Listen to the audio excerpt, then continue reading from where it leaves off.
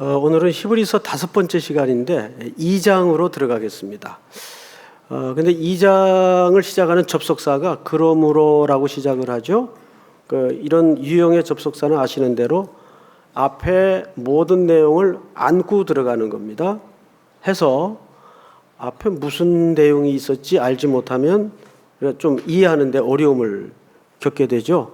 해서 앞에 간단하게 한 1, 2분간에 걸쳐서 배운 내용을 좀 썸머리하고 그걸 그대로 2장으로 좀 넘어가도록 하겠습니다. 지금 이 히브리서는 로마 제국하에 유대 땅을 떠나 디아스포라가 되어서 흩어져 살던 유대인들에게 쓰여지는 겁니다. 근데 어떤 유대인들인가 하면 복음을 받고 개종한 유대인들이에요. 그들에게는 지금 외형적인 환란이 있었습니다.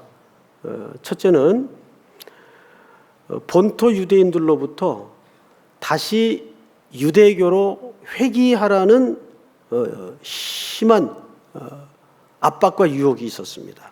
너희가 들었던 복음은 잘못된 거다. 다시 우리 정통 유대교로 돌아와라.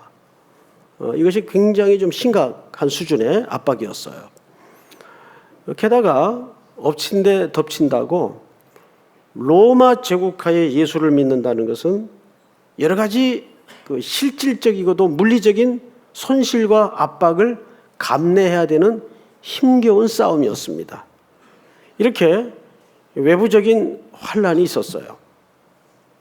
게다가 더 심각했던 것은 내부적인 신앙의 혼란이 있었습니다. 어떤 내용이었을까요? 지난주 집중적으로 공부한 것처럼 그리스도와 누구를 비교했죠? 천사들을 비교했어요. 그것은 이 기독교인들 가운데에서도 잘못된 신비주의와 또 환상을 추구하는 은사주의에 빠져서 천사를 숭배하는 신학적 혼란이 일어난 겁니다. 그러니까 밖으로는 물리적인 환란과 안으로는 신앙적 혼란이 함께 일어났죠. 이들이 그런 위험스러운 상황 속에서 지금 이 글을 받고 있는 겁니다. 그래서 그러므로 1절을 볼까요? 우리는 들은 것에 물론 하나님의 말씀이겠죠. 더욱 유념함으로 우리가 흘러 떠내려가지 않도록 함이 마땅하다.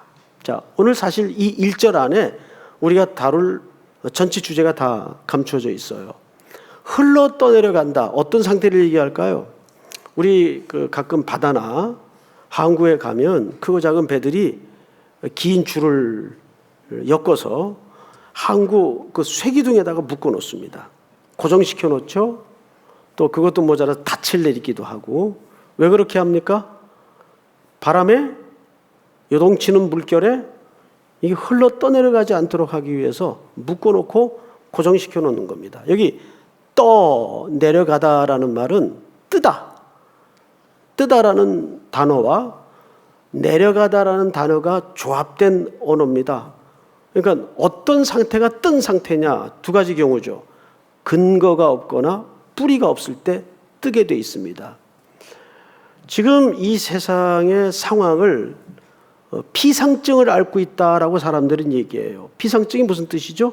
가벼움증 정도로 이해를 하면 좋을 것 같아요. 글도 그렇고 뉴스도 그렇고 쏟아지는 매체 또 들어오는 정보 우리가 눈으로 보여지는 영상 전부 대세를 따르고 대의를 집중하지 않아요. 그러다 보니까 전부 어떤 병에 걸려 있는가 하면 피상증이라는 병에 걸려 있어요. 가벼움증에 걸려 있죠. 그래서 전부 분위기에 휩쓸려 떠내려가고 있습니다. 세상 자체가 우리의 삶의 가치도 의식 구조도 그래요. 한 8, 90년대로 기억이 되는데 그때는 이제 부교역자였습니다. 강남 쪽에 구역을 맡아가지고 신방을 가보면 집집마다 그때 어떤 유행이 있었는가 하면 아파트 문을 딱 들어서서 입구나 또 안방 옆쪽 그 콘솔 박스 놓는 위치쯤에 어느 집이든지 있는 그 앤티크 괴짝이 하나 있어요. 그 뭔지 아실 겁니다. 누가 우리 집에도 그걸 하나 갖다 놔가지고 아직까지 끌고 다니는데 그 고풍스러운 그 괴짝 있죠, 왜? 그거 집집마다 다 들여놓는 유행이 한바탕 벌어졌습니다. 그래서 지금 그때 산 그 앤티크 괴짝이 있는 집들이 이걸 괴짝이라고 표현을 해야 맞는지 제가 그 용어를 몰라서 이렇게 무식하게 좀 표현을 하는데 용서하시기 바랍니다. 또 옆집 애가 과일 2개를 하면 최소한 우리 애도 2개는 해야 돼요. 그게 옳으냐, 그게 가치가 있는 거냐, 이건 일단 그 다음 문제예요. 불안하니까. 왜 불안하죠? 자기가 없어요. 이 시대 그 패턴이 그렇습니다. 여러분, 우리가 지금 매일 눈으로 보고 있고 또 귀로 듣고 있고 글로 읽고 있는 것들이 정말 다 진짜라고 생각하진 않죠. 그 직업 가운데 이런 직업이 있더라고요. 그 음향 디자이너? 맞나 모르겠네요. 음향 디자이너. 저는 그런 직업이 있는 줄 몰랐는데 아까 설명을 하다 보니까 3부 때인가 누가 카톡을 저한테 보내왔어요. 목사님, 그런 직업이 정말 있습니다. 그 또 오해영이라는 드라마에 그 에릭이라는 분이 그 드라마 안에서 그 사운드 디자이너로 나온대요. 그런 드라마가 있었는지는 모르겠는데 미국 영화계나 드라마 쪽에서는 이 음향 디자이너가 사실 직업으로 자리 잡고 있습니다. 근데 그분 중에서 세계적인 분이 한 분 계세요. 그분의 이제 그 글을 또 강연을 듣다 보니까 이런 얘기를 합니다. 이 세상이 만들어내는 소리는 가짜라고 보면 정확하다는 거죠. 왜 가짜냐? 예를 들면 영화 안에서 이렇게 싸우는 격투기 장면이 나와요. 그러면 퍽퍽 소리가 나죠. 그게 리얼이라면 살아남아 있을 배우가 몇 명 있을까요? 그 소리를 다 만드는 겁니다. 그걸 어떻게 만드는가 들어봤더니 양배추를 앞에 놓고 그 장면을 볼 때마다, 장면이 연출될 때마다 칼로 양배추를 푹푹 찌른대요. 그러면 푹푹 꽂을 때마다 그 소리가 이렇게 타격 소리로 그대로 전달이 된다는 거죠. 그러다 이제 또 뼈가 하나 부러집니다. 그러면 그 뼈 부러지는 소리를 어떻게 만들어낼까요? 정말 뼈가 부러지는 소리를 녹음할 수는 없겠죠. 근데 툭 부러져요. 그건 냉동실에다가 야채를 얼려가지고 땡땡 얼려서 뼈가 부러질 때 그걸 툭 꺾어버린대요. 그러면 소리가 그대로 뼈 부러지는 소리로 난다는 거죠. 뭐 예를 들어서 숲속에 우아하게 새가 막 푸드덕거리고 날아가는데 그 소리를 어떻게 녹음을 해요? 그러니까 만드는 거죠. 어떻게 만드는가 봤더니 주방에서 쓰는 고무장갑 그걸로 푸드덕 그런대요. 그러면 새가 막 날아간다는. 제가 예를 하나 드릴게요. 그림을 한번 보십시다. 이제 비가 와요. 멋지죠?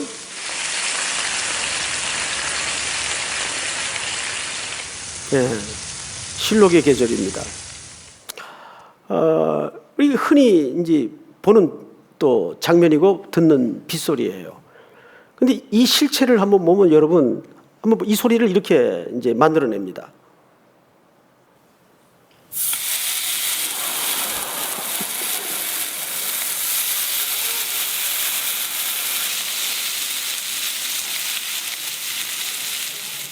아까 그 세 장면에서 나온 소리는 전부 삼겹살 굽는 소리입니다.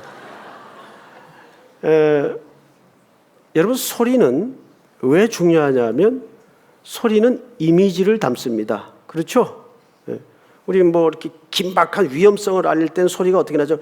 엥 이런 소리를 내요. 음향으로. 그러면 뭔가 이렇게 위험한 지금 상황에, 그러니까 소리는 모든 이미지를 우리 속에 만들어냅니다. 그런데 그 이미지가 허구예요. 근데 그 이미지가 뭐가 되죠? 엮어지면 스토리가 됩니다. 그 스토리는 리얼일까요? 전부 허구라는 거죠. 예를 하나 드리는 거예요. 이렇게. 자, 영상뿐이겠습니까? 사운드뿐이겠습니까? 우리가 매일 어마어마한 정보량들을 한번 보십시다. 이게 팩트인 줄 알고 이게 진실인 줄 알고 거품 물고 막 골기대회까지 했어. 근데 1년 있다가 이거 가짜였대. 그런 뒤집어 엎어지는 경우들이 얼마나 많습니까?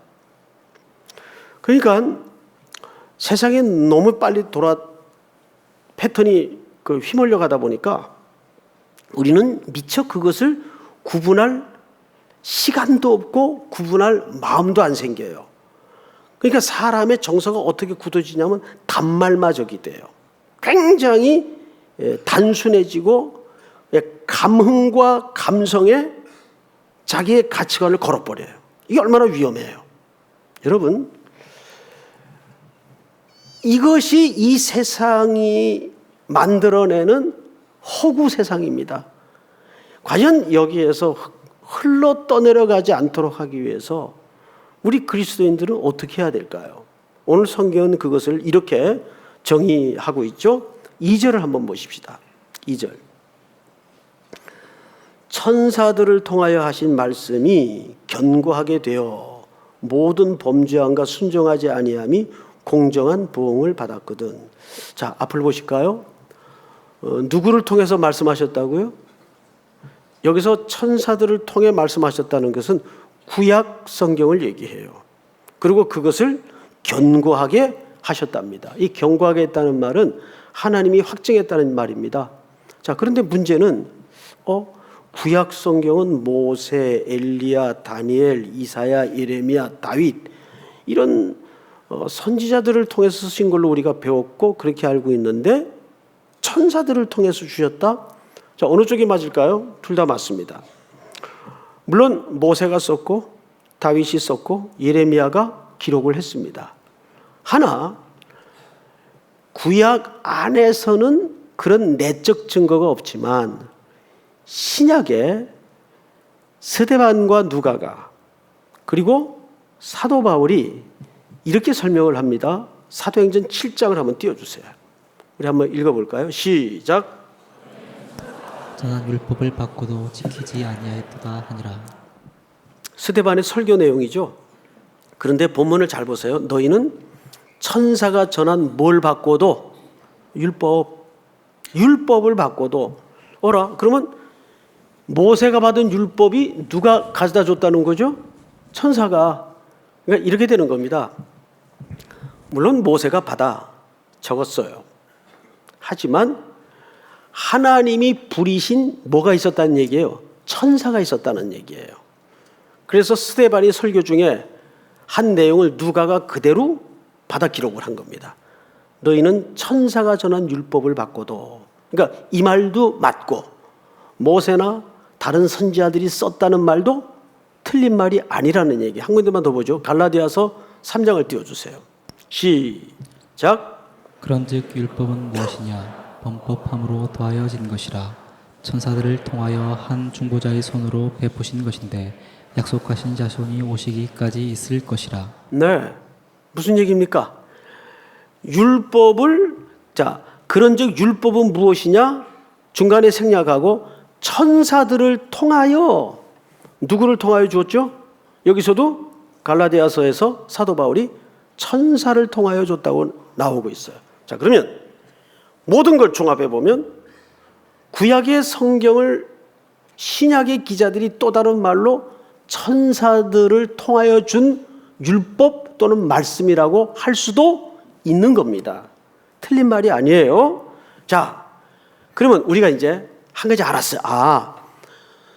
천사를 통해 준 하나님의 율법의 말씀이라고 했을 때는 그 말씀은 틀림없이 어느 성경을 말하고 있다? 구약 성경을 말하고 있는 거예요. 그런데 여러분들이 아시는 것처럼 구약 성경의 모든 내용은 전부 일관된 주제 하나가 있죠. 누구를 지향하고 있습니까? 그리스도를 지향하고 있어요. 그런데 그 그리스도가 오셔서 십자가에 이미 못 박혀 구원을 완성하시고 죽으셨습니다. 제물이 되셨습니다. 그러면 최종적 계시의 종결자는 누굽니까? 그리스도예요. 그래서 오늘 성경에서는 그것을 큰 구원이라고 설명했어요. 볼까요? 3절. 우리가 이같이 큰 구원을 등한히 여기면 어찌 그 보응을 피하리요. 그 구원은 처음에 주로 말씀하신 바요 들은 자들이 우리에게 확증한 바니. 자, 앞을 잠깐 보십시다. 아하, 이 두 가지를 알았어요. 구약 성경은 또 다른 말로 천사들을 통해서 주신 율법이라고도 할 수 있고, 그 최종적 계시의 종결자인 그리스도께서 오셔서 계시를 완성하신 신약 성경까지를 우리는 성경이라고 얘기를 해요. 그러면 엄밀한 의미에서 구약만 놓고 봤을 때 이 성경이 큰 겁니까? 신약까지 포함해서 완결된 계시인 전체 성경이 큰 겁니까? 그렇죠. 무르나 만하죠. 전체 완성된 성경이 큰 거예요. 그래서 그 성경을 뭐라고 그랬다고요? 큰 구원이라고 설명을 한 겁니다. 자, 그런데 그러면 그거를 하나님의 말씀인지 성경인지 뭘로 할 수 있느냐? 증거가 있냐? 제일 중요한 증거를 오늘 히브리 기자가 세 가지로 삼중적으로 소개하고 있습니다. 자, 그 내용을 한번 보십시다. 첫째, 3절 하반절에 보십시오. 큰 구원을 등한히 여기면 어찌 그 보응을 피하리요. 이 구원은 처음에 누구로 말씀하신 바요? 자, 앞을 보실까요? 자, 첫 번째 누가 말씀하셨어요? 여기서 말하는 주는 그리스도를 얘기합니다. 예수 그리스도는 말씀이 육신이 되어 오신 분이에요.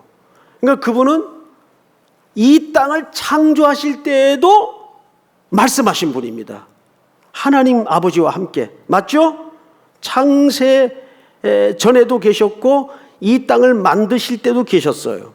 그래서 가장 내적인 확고하고도 중요한 이 성경이 주의 말씀이시라는 증거는 히브리 기자가 첫 번째로 누구의 말씀이라는 겁니까? 여기 보니까 처음에 주로 말씀하신 바요. 이게 첫 번째 증거입니다. 그리스도께서 말씀하셨어요. 두 번째는 중요합니다. 들은 자들이 우리에게 확증한 바니. 앞을 보십시다. 여기 들은 자들이 누굴 가리키는 걸까요? 이것은 그 당시에 예수 그리스도께로부터 직접 말씀을 가르침을 받은 사도들을 얘기합니다. 자, 이 사도들이 이 말씀이 성경 말씀입니다라고 증거를 했다 그 말이에요. 그러니까 두 번째는 누가 증거했어요? 사도들이. 자, 여러분, 오늘날 목사는 사도적 계승자가 아닙니다. 사도는 성경의 완성과 그리고 교회의 설립을 위해서 한시적으로 있었던 특별한 위치였어요. 만약에 일부 잘못된 사람들이 오늘날에도 사도적인 계승자가 뭐 목사라든지 또 계속 신사도가 있어야 된다라고 주장을 한다면 그것이 왜 허무맹랑하고 위험한 주장인가 하면, 잘못된 주장인가 하면, 그러면 오늘날에도 성경은 개정될 수 있다는 얘기예요. 다시 쓰여질 수 있다는 얘기예요. 교회도 새로운 교회가 나와야 된다는 얘기예요. 그리스도로 머리로 하는 교회 말고. 그러나 이 교회가 누구의 고백 위에 세워졌습니까? 사도들의 고백 위에 세워진 거예요. 사도들의 가르침 위에 세워진 거예요. 믿습니까? 그래서 우리가 예배 전에 사도신경을 고백하는 겁니다. 사도들의 믿음을, 사도들의 가르침을 고백하는 겁니다. 전능하사 천지를 만드신 하나님 아버지를 내가 믿사오며, 이렇게 시작하는 거예요. 그러니까 첫 번째는 구약과 신약의 최종적 계시의 종결자이신 예수 그리스도가 증거하셨고, 두 번째는 그 예수 그리스도로부터 직접 가르침을 받은 누가 증거했어요? 사도들이 증거를 했어요. 마지막으로 세 번째는 누가 증거를 했는가? 4절을 볼까요? 4절을 같이 한번 읽겠습니다. 시작. 하나님도 표적들과 기사들과 여러 가지 능력과 및 자기의 뜻을 따라 성령이 나누어 주신 것으로서 그들과 함께 증언하셨느니라. 자, 중간에 생략을 하고 하나님이 함께 증언하셨느니라. 자, 이제 앞을 보십시다. 이것이 하나님의 분명하고도 정확무오한 말씀이라는 것을 삼중적으로 증거를 했어요. 첫째, 누가 증거했어요? 그리스도께서. 두 번째는요, 사도들이. 마지막 세 번째는요, 하나님이 친히.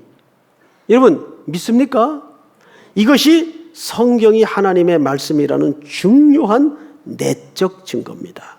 자, 그렇다면 이렇게 이중적으로 삼중적으로 하나님의 말씀인 것을 성경 기자는 지금 흔들리는 떠내려갈 위험에 처해 있는 이 성도들에게 왜 얘기할까요? 왜 얘기할까요? 이유는 하나예요. 결국 그것을 막을 수 있고 붙들 수 있는 방법은 말씀의 삶의 뿌리를 다시 내려야 된다는 얘기예요. 제가 오늘 이제 글을 읽다가 재밌는 에피소드 하나를 읽게 되었어요. 6년 전에 어느 부인이 어느 날 해가닥 해가지고 자기 평생에 걸칠 수 없는 액수의 옷을 하나 샀어요. 모피코트를 하나 샀어요. 여러분, 모피코트가 뭐 싸게는 몇백만 원짜리서부터 사실 몇천만 원짜리까지 있다 그래요. 근데 거기에 액수는 안 나와 있는데 기함할 만한 액수의 코트를 산 것 같아요. 그 글의 문맥을 보니까. 그런데 문제는 여러분 1년 365일 겨울에만 입는 모피코트를 그러면 요즘처럼 이렇게 온난화 현상이 와가지고 겨울도 봄처럼 따뜻한 때에 그 모피코트 며칠 입고 나가겠어요? 슈퍼마켓 갈 때마다 그거 걸치고 나가겠어요? 그럴 수는 없는 거 아니에요.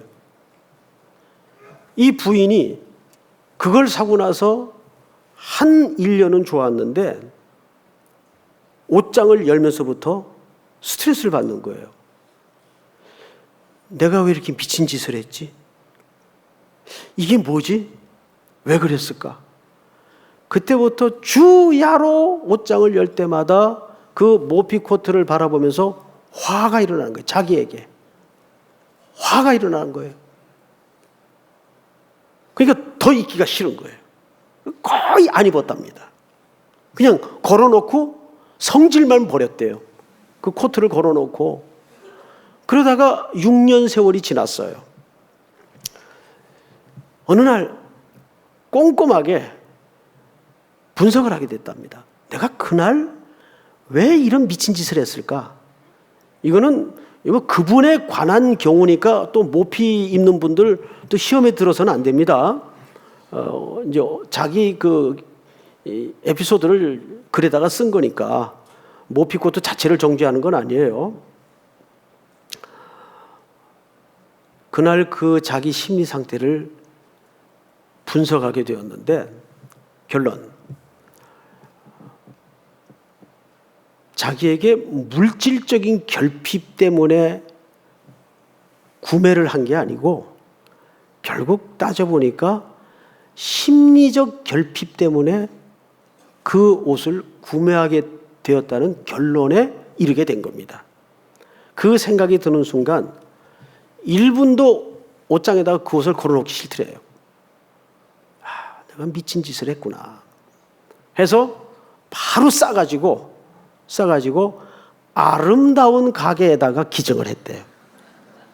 여러분, 아름다운 가게 뭐 하는 데인지 아시죠? 근데 나는 그것도 거기서 누가 사갈까? 에? 아름다운 가게에서 그걸 과연 사갈 사람이 있을까? 그것도 걱정이 돼요. 어쨌든 그 글을 읽으면서 제가 참 많은 생각을 하게 됐습니다. 우리가 이렇게 정신없이 살아요. 바다에 떠다니는 부유물처럼 근거 없이 뿌리 없이 살아가더라고요. 마태복음 7장에 보면 집 짓는 이야기가 등장을 합니다. 한 사람은 또 한 사람 똑같이 집을 짓습니다. 잘 지었어요. 해가 쨍쨍이 나고 날이 좋을 땐 서로 몰랐는데 어느 날 바람이 불고 창수가 일어납니다. 그러자 한 집이 무너져요. 알고 보니까 집을 무슨 재료로 지었는지, 어떤 구조로 지었는지 이게 중요한 문제가 아니었어요. 기초 문제였더라고요. 보니까 무너진 집 터를 가보니까 모래 위에다가 기초 없이 지었더라고요. 무너지지 않는 집은 똑같이 바람이 불고 창수가 일어났는데 바위 위에, 반석 위에다가 집을 지었더라고요. 결국 이게 집 짓는 싸움입니까? 기초 싸움입니까? 기초 싸움이었어요.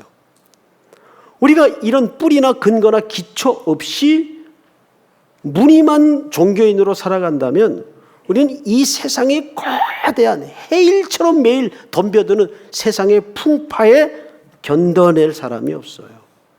그럼 어떻게 해야 될까? 어떻게 해야 될까? 워렌 워스비라는 분이 히브리서 전체를 5토막으로 나누었더라고요. 그러면서 이런 논리를 전개했습니다. 히브리서는 모두 5개의 권면으로 돼 있다. 그것은 우리가 말씀을 떠날 때 우리 심리 속에 나타나는 경로를 명확하게 설명한 것인데 그걸 요약해서 여러분들에게 한번 소개를 드릴 테니까 그냥 들으십시오. 자, 우선 하나님의 백성들이 말씀을 떠나게 되면, 듣지 않게 되면 처음에 나타나는 현상이 뭐냐면 표류 현상이 나타나는 거예요. 우왕좌왕. 이리 갈까 저리 갈까 차라리 돌아갈까 이 삼각지에 서게 된다는 거죠. 제가 지금 삼각지에 살아요. 삼각지에. 여러분, 이스라엘 백성들이 광야에서 11일이면 바로 들어갈 수 있는 거리를 40년을 방황해요. 그 뿌리의 이유가 뭐였습니까? 하나님 말씀에 귀 기울이지 않았어요. 그리고 언제 하나님을 찾았죠? 물리적으로 무엇인가 필요할 때. 여러분, 그래서 절망도 무섭지만 더 무서운 게 뭔지 아십니까? 잘못된 희망이 더 무서워요. 그건 성취가 돼도 재앙입니다. 절망도 무섭지만 잘못된 희망은 절망보다 더 무서워요. 이스라엘 백성들은 광야에서 40년 동안을 방황했어요. 그걸 낭비라고 그러고 탕진이라고 말합니다. 왜 그런 현상이 찾아왔나요? 말씀에 귀 기울이지 않을 때 나타난 표류 현상입니다.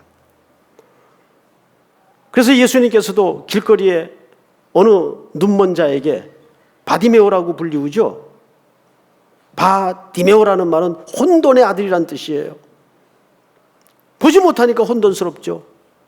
여기가 길일까 저기가 길일까 표류하는 인생이죠. 주님이 묻습니다. 무엇을 원하느냐? 무엇을 원하느냐? 그 사람의 소원은 그 사람의 정의입니다.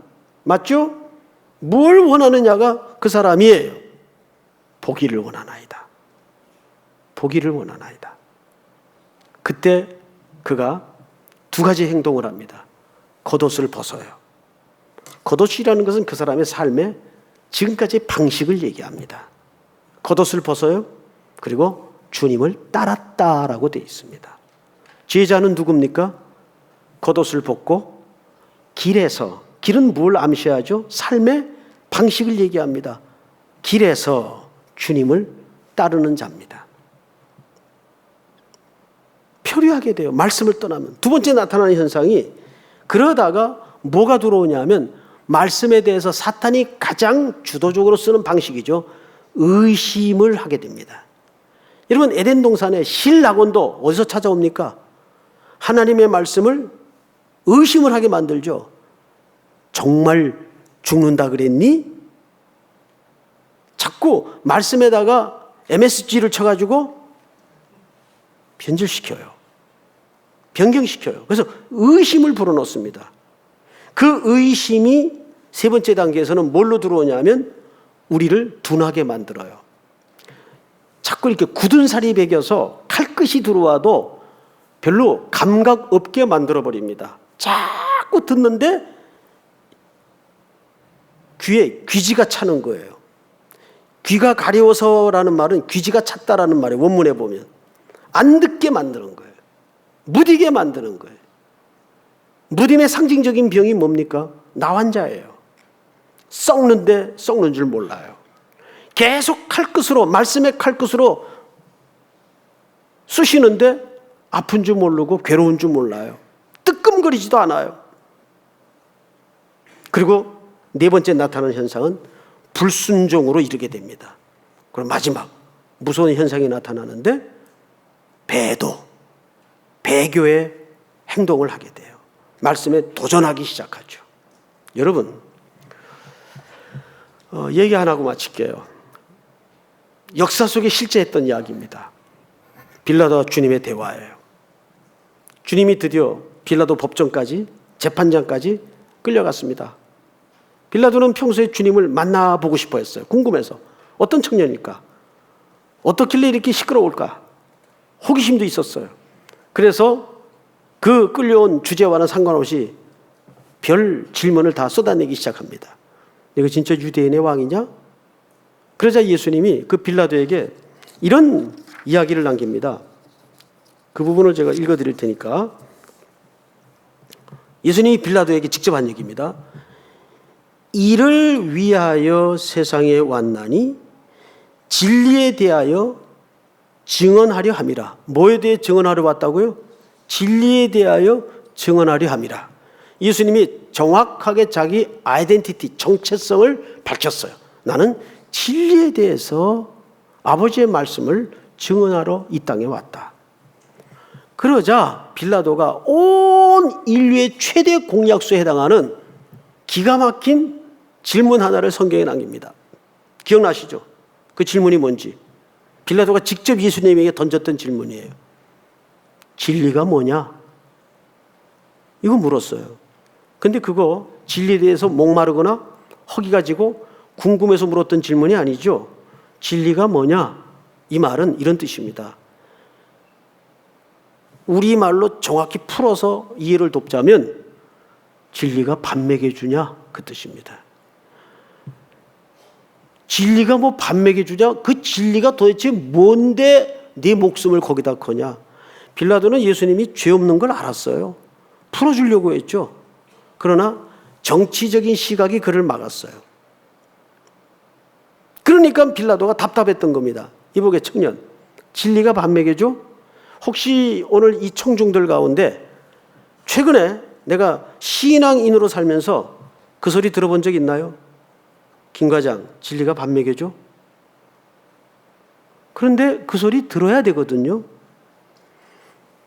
여러분들이 그리스도인으로 산다면 그 소리 당연히 들어야 됩니다. 의 청년, 진리가 밥 먹여줘? 그럼 우리 뭐라고 대답해야 될까요? 아멘. 진리가 밥 먹여줍니다. 여러분, 예수님과 제자들이 요한복음 4장 수가성 우물가에서 나눈 대화 기억하시죠? 선생님, 음식 준비해 왔습니다. 그래서 예수님께서 나는 너희가 알지 못하는 양식이 있다. 제자들이 못 알아들었어요. 누가 선생님한테 뭘 갖다 드렸냐? 예수님은 양식이 있다 그랬어요. 양식의 정의를 말씀드렸죠. 양식이라는 건 뭐죠? 먹어서 그 사람에게 힘이 되는 게 양식이에요. 꼭 먹지 않더라도 그 사람에게 힘이 되는 건 양식이에요. 그게. 골프가 힘이 되는 사람은 골프가 그 사람의 양식이에요. 그게 양식의 정의입니다. 정확하게. 자기에게 힘이 되는 게 양식이에요. 예수님의 양식이 뭐였습니까? 보라, 희어져 추수할 때가 이르렀다. 주인에게 청하여 일꾼을 부르게 하라. 예수님의 힘은, 예수님의 양식은 하나님의 잃어버린 생명들을 찾고 돌아오게 하는 복음 전파예요. 자, 진리가 뭐냐? 진리가 밥 먹여주냐 그 말이에요. 4천만이 그 질문 앞에 대답을 못해도 여러분들은 해야 돼요. 진리가 밥 먹여줍니다. 믿습니까? 또 한 주간 문을 열고 나가면 새로 시작되는 월요일부터는 해일처럼 쓰나미처럼 수많은 허구와 거짓이 우리를 흔들 겁니다. 이리 가는 게 맞겠다고 얘기할 겁니다.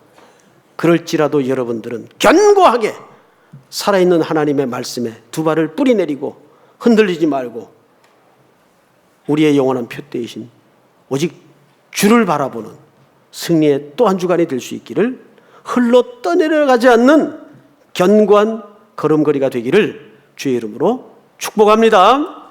우리 다 일어나십시다.